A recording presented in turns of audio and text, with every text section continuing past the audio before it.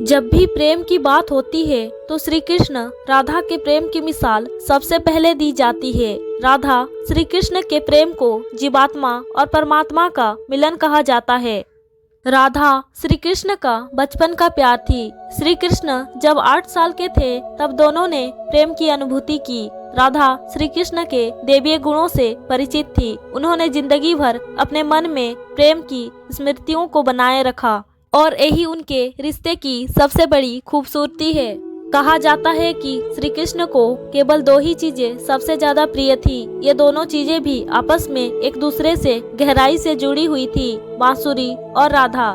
कृष्ण की बांसुरी की धुन ही थी जिससे राधा श्री कृष्ण की तरफ खींची चली गई। राधा की वजह से श्री कृष्ण बांसुरी को हमेशा अपने पास ही रखते थे। भले ही श्री कृष्ण और राधा का मिलन नहीं हो सका, लेकिन उनकी बांसुरी उन्हें हमेशा एक सूत्र में बांधे रही।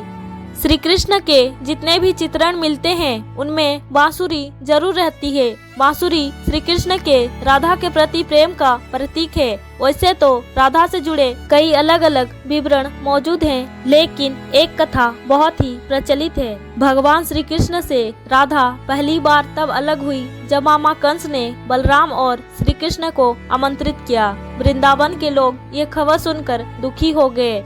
मथुरा जाने से पहले श्री कृष्ण राधा से मिले थे। राधा कृष्ण के मन में चल रही हर गतिविधि को जानती थी। राधा को अलविदा कह कृष्ण उनसे दूर चले गए। कृष्ण राधा से ये वादा करके गए थे कि वो वापस आएंगे, लेकिन कृष्ण राधा के पास वापस नहीं आए। उनकी शादी भी रुक्मणी से हुई। रुक्मणी ने भी श्री कृष्ण को पाने के लिए बहुत कुछ जतन किए थे। श्री कृष्ण से विवाह के लिए वो अपने भाई रुक्मी के खिलाफ भी गई। राधा की तरह वो भी श्री कृष्ण से प्यार करती थी। रुक्मणी ने श्री कृष्ण को एक प्रेम पत्र भी भेजा था कि वे आकर उन्हें अपने साथ ले जाए। इसके बाद ही कृष्ण रुक्मणी के पास गए और उनसे शादी कर ली। कृष्ण के वृंदावन छोड़ने के बाद से ही राधा का वर्णन बहुत कम हो गया। राधा और कृष्ण जब आखिरी बार मिले थे तो राधा ने कृष्ण से कहा था कि भले ही वो उनसे दूर जा रहे हैं, लेकिन उनके मन में हमेशा कृष्ण ही रहेंगे। इसके बाद कृष्ण मथुरा गए और कंस और बाकी राक्षसों को मारने का अपना काम पूरा किया। इसके बाद प्रजा की रक्षा के लिए कृष्ण द्वारका चले गए और द्वारकाधीश के नाम से लोकप्रिय हुए। जब कृष्ण वृंदावन से निकल गए तब राधा की जिंदगी ने अलग ही मोड़ ले लिया। राधा की शादी एक यादव से हो गई थी। राधा ने अपने दाम्पत्य जीवन की सारी रस्में निभाई और बूढ़ी हुई, लेकिन उनका मन तब भी कृष्ण के लिए समर्पित था। राधा ने पत्नी के तौर पर अपने सारे कर्तव्य पूरे किए। दूसरी तरफ श्री कृष्ण ने अपने दैवीय कर्तव्य निभाए।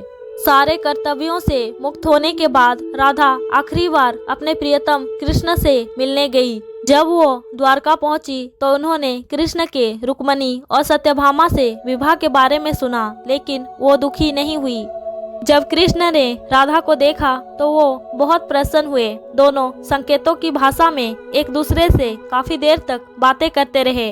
राधा जी को कान्हा की नगरी द्वारका में कोई नहीं पहचानता था। राधा के अनुरोध पर कृष्ण ने उन्हें महल में एक देविका के रूप में नियुक्त किया। राधा दिन भर महल में रहती थी और महल से जुड़े कार्य को देखती थी। मौका मिलते ही वो कृष्ण के दर्शन कर लेती थी, लेकिन महल में राधा ने श्री कृष्ण के साथ पहले की तरह का आध्यात्मिक जुड़ाव महसूस नहीं कर पा रही थी। इसीलिए राधा ने महल से दूर जाना तय किया। उन्होंने सोचा कि वो दूर जाकर दोबारा श्री कृष्ण के साथ गहरा आत्मीय संबंध स्थापित कर पाएगी। उन्हें नहीं पता था कि वो कहाँ जा रही है, लेकिन भगवान श्री कृष्ण जानते थे। धीरे धीरे समय बीता और राधा बिल्कुल अकेली और कमजोर हो गई। उस वक्त उन्हें भगवान श्री कृष्ण की आवश्यकता पड़ी। आखिरी समय में भगवान श्री कृष्ण उनके सामने आ गए। श्री कृष्ण ने राधा से कहा कि वो उनसे कुछ मांगे, लेकिन राधा ने मना कर दिया। कृष्ण के दोबारा अनुरोध करने पर राधा ने कहा कि वो आखिरी बार उन्हें बांसुरी बजाते देखना चाहती है। श्री कृष्ण ने बांसुरी ली और बेहद ही सुरीली धुन में बजाने लगे। श्री कृष्ण ने दिन रात बांसुरी बजाई जब तक राधा आध्यात्मिक रूप से कृष्ण में विलीन नहीं हो गई। बांसुरी की धुन सुनते सुनते राधा ने अपने शरीर का त्याग कर दिया हालांकि भगवान कृष्ण जानते थे कि उनका प्रेम अमर है, बावजूद वे राधा की मृत्यु को बर्दाश्त नहीं कर सके। कृष्ण ने प्रेम के प्रतीकात्मक अंत के रूप में बांसुरी तोड़कर झाड़ी में फेंक दी। उसके बाद से श्री कृष्ण ने जीवन भर बांसुरी या कोई अन्य वादक यंत्र नहीं बजाया। कहा जाता है कि जब द्वापर युग में नारायण ने श्री कृष्ण का जन्म लिया था, तब माँ लक्ष्मी ने राधा रानी के रूप में जन्म लिया था, ताकि मृत्यु लोक में भी वे उनके साथ ही रहे। तो दोस्तों, अगर आपको हमारी ये वीडियो पसंद आई हो तो एक लाइक जरूर करें और कमेंट में जय श्री राधे जरूर लिखें। धन्यवाद।